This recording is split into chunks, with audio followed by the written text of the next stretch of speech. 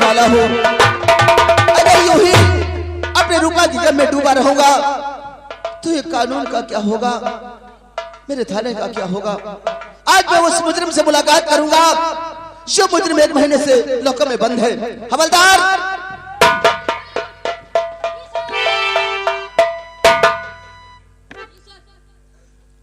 जाओ, जो 1 महीने से मुजरिम जिसका नाम है करण, फौरन निकाल कर मेरे सामने लाओ।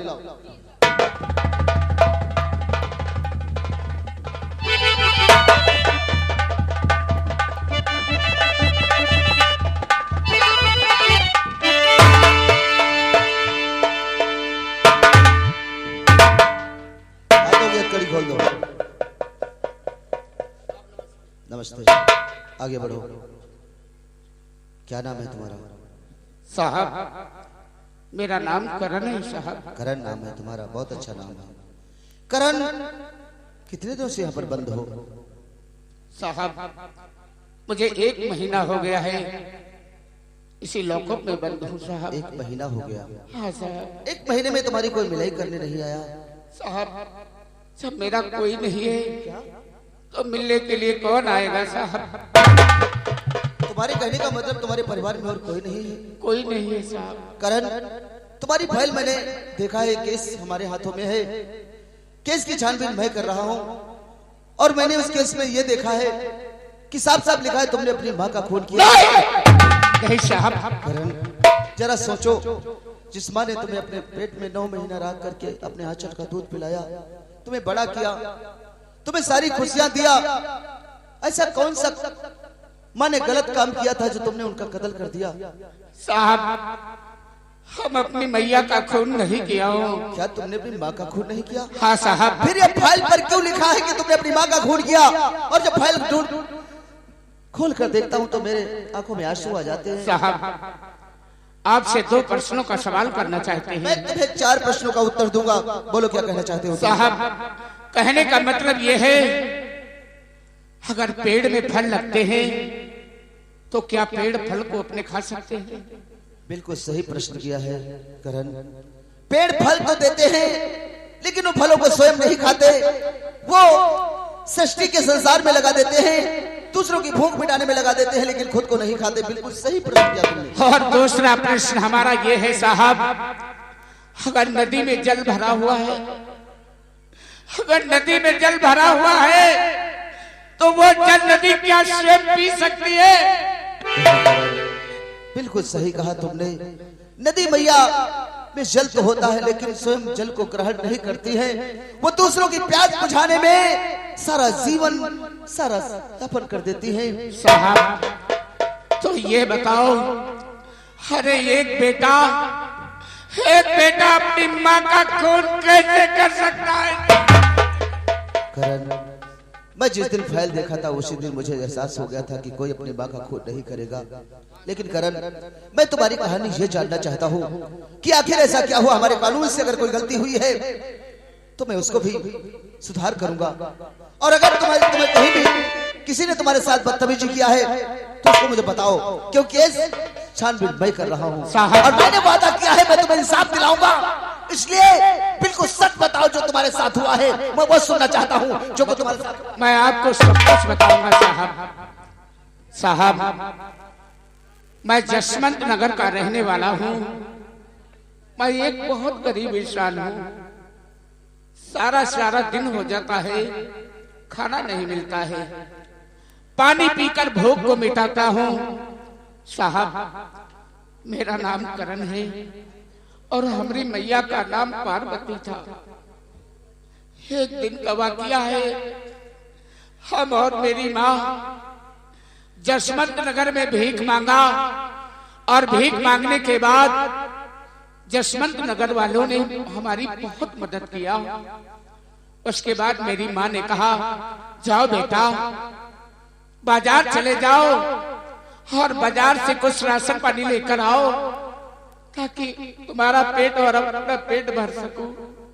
साहब मैं बाजार जा रहा था और रास्ते में मैंने क्या देखा, एक माया नाम की लड़की उसे भानु प्रताप छेड़ रहा था साहब। और ये बात मुझसे सहन नहीं हो पाई। मैं बस उसे बचा लिया। समझ लो साहब, बस उसी से जिंदगी मेरी बर्बाद होना शुरू हो गया। और मैं उसे अपनी बहन मानकर उसे घर वापस छोड़ आया। और वो भानु प्रताप सिंह जाकर भवानी सिंह से बताया, और वो भवानी सिंह लाल बबूला हो गया। उसके बाद हमारी झोपड़ी पर पहुंच गया और हमारी मैया को इतना मारा कि मारते मारते उसके शरीर को नाकाम कर दिया। उसके बाद वो भवानी सिंह हमारी मैया के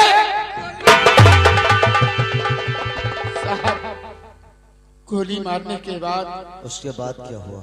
हमारी मैया बस हमें आवाज दे रही थी, बेटा करण आओ, आओ जल्दी आओ, मुझे बचा लो।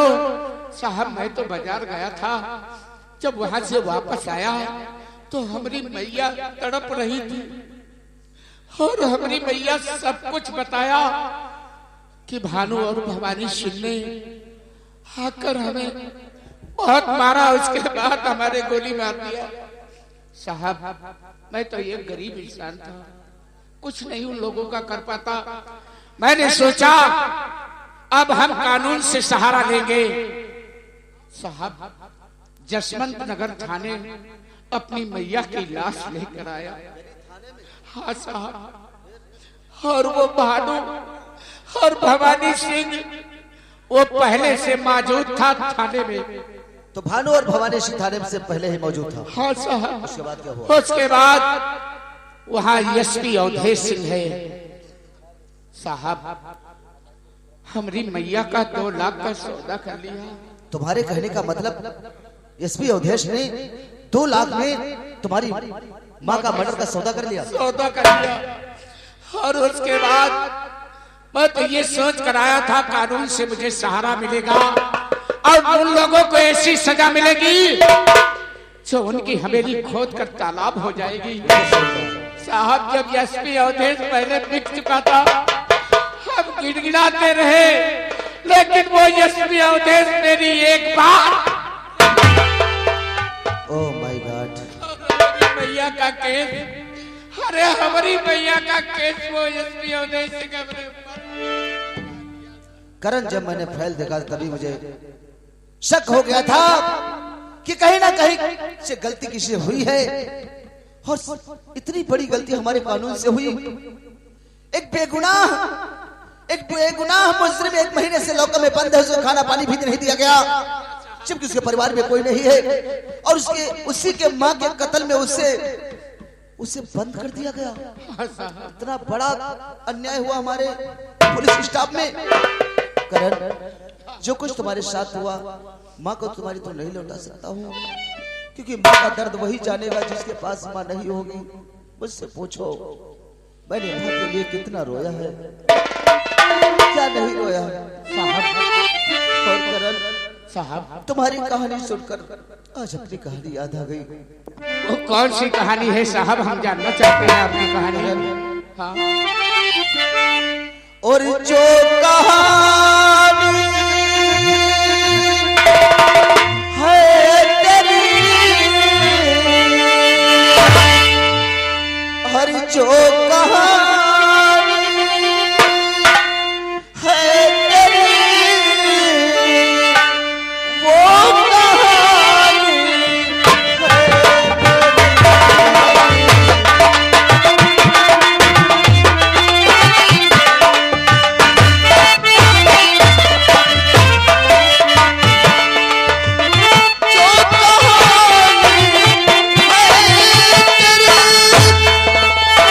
है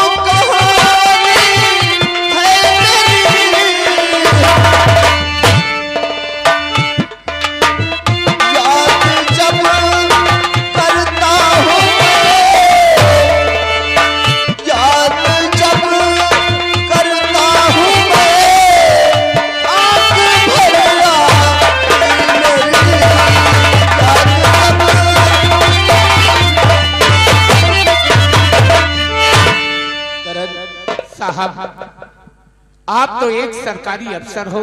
हाँ करण, आप तो सब कुछ कर सकते हो, जिसे चाहो उसे सजा दे सकते हो, लेकिन आपके साथ में एक ऐसा हादसा हुआ, करण कुछ समझ में नहीं आई, बात आई। मैं पुलिस वाला होने के बावजूद अपने परिवार को नहीं बचा सका।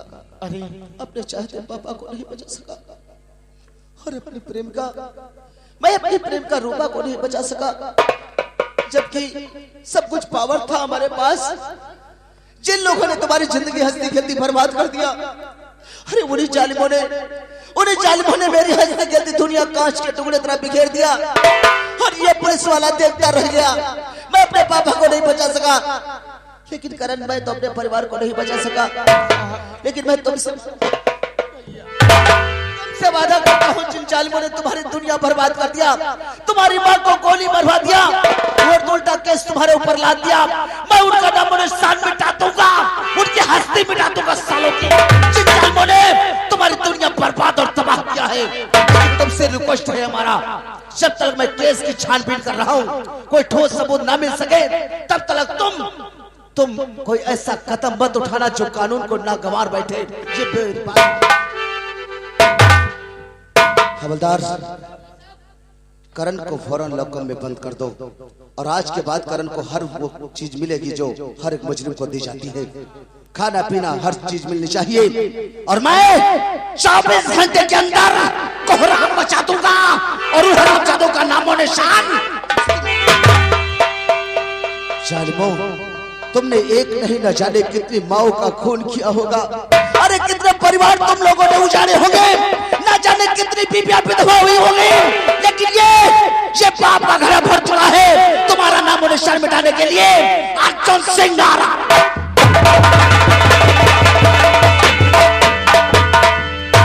साहब, आपकी ड्यूटी और हमारी ड्यूटी से हम लगा गए हैं, तब तक आप 2 घंटा दियो, बाद में 2 घंटा हम करीब, ठीक है साहब? तब तक हम जा रहे हैं चाय में, होटल पी भी जाए। अरे होटल में चाय पीऊंगा, ठीक साहब?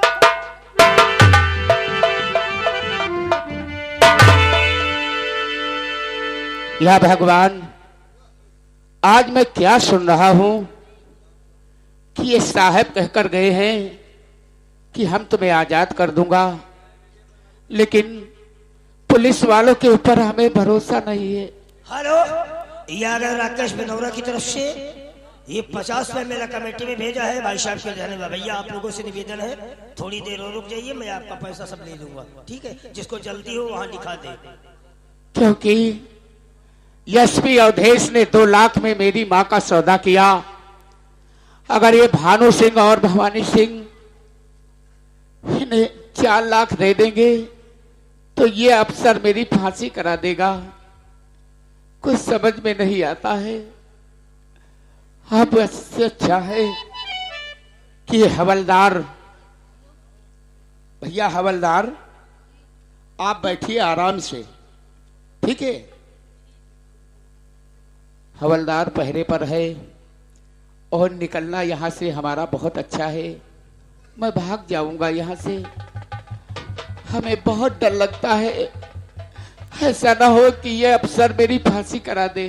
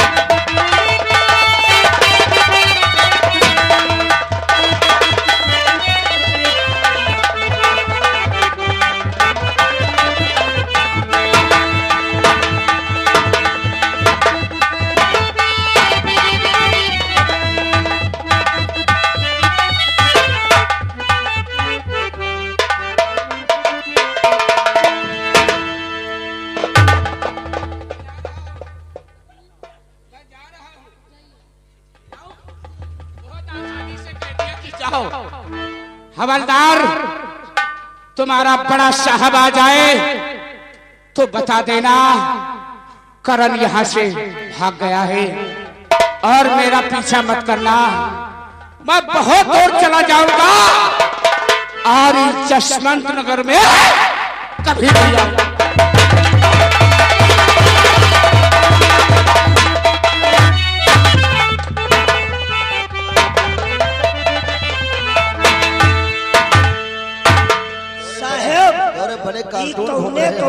कौने फिल्म टेलर निकाले भाई? तो पहले खोलो, देखो साला उल्लू का मट्ठा चेयर में बांध रखा आपने आपको। कौने से सब भरती रहो साहब। खोलो इसे, खोलो देखो।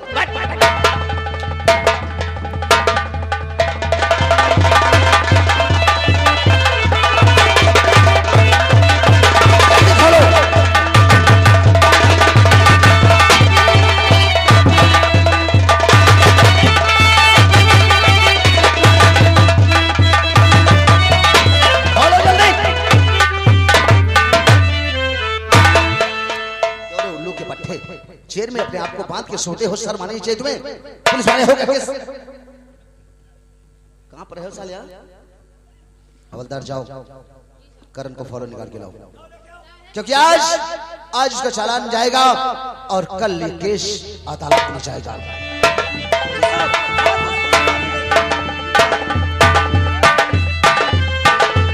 निकाल के लाओ साहब, करण को लेके आओ। इतनी देर तक लगती है नौकर से मुजरिम निकालने में? हाँ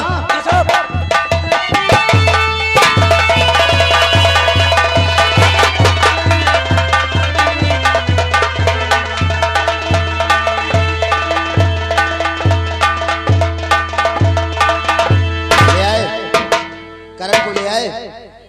कहाँ है करण? क्यों रे उल्लू के पट्टे करण?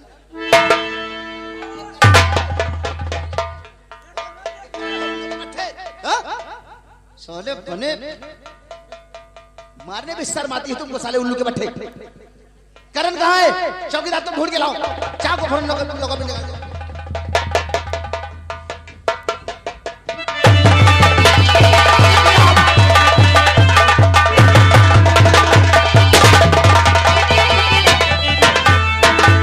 करण कहाँ है?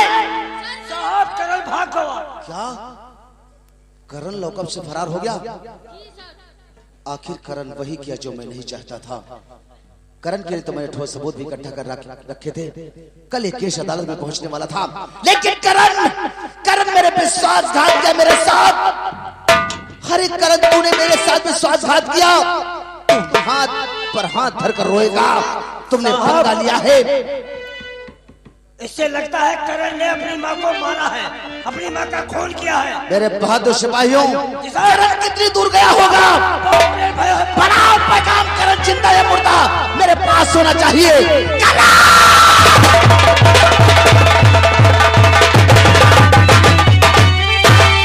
साहब, जिस टाइम तुम मुझे लॉकअप में नहीं पाओगे तो ढूंढने के लिए निकलोगे, और तब तक अरे आज तो रक्षाबंधन का त्योहार है और हमारी बहन माया बेसब्री से मेरा इंतजार कर रही होगी। बहन माया, तुझे लेकर और कहीं दूर चला जाऊंगा। नहीं साहब, गोली मत चलाना, नहीं चलाना।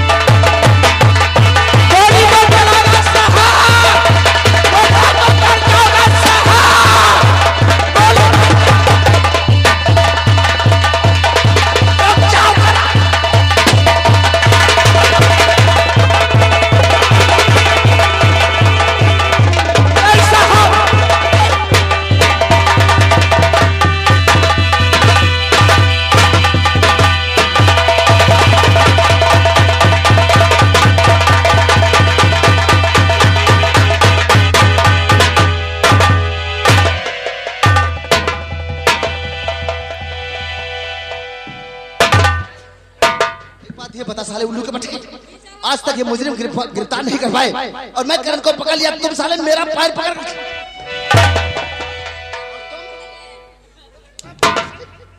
उसका पैर पकड़ खींचे ले जा रहे। साहब हम दोनों काम करी तो आखिर नीचे करी थी, हम सोचे हवलदार साहब पकड़ लिए। तुम लोगों की वजह से करण मेरे हाथ से निकल गया। सामने नजर डालो, करण उस गांव की तरफ भागता हुआ जा रहा है। गांव को चारों तरफ से घेर लो, करण बचना नहीं चाहिए।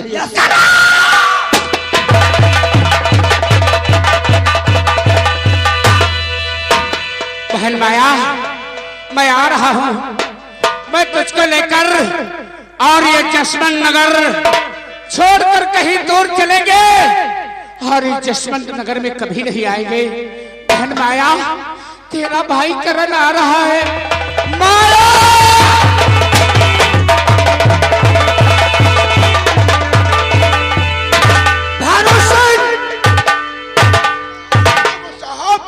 याद है कुछ तुम्हें?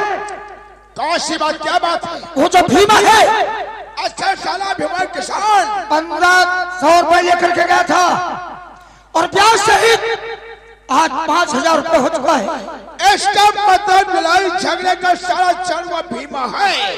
और आज अगर वो पैसा देता है तो ठीक है, नहीं देता है तो उसकी जो रंगीन जवानी लिए घूम रही माया, उसकी जवानी से खेल कर अपना पैसा वसूल हम। और तुम खड़ा बढ़ाओ।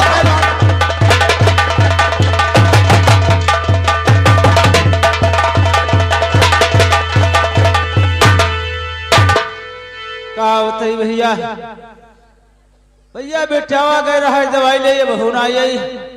ठीक है चले हम रास्ता देखिबा उतना ही हो जा खा बेटावा।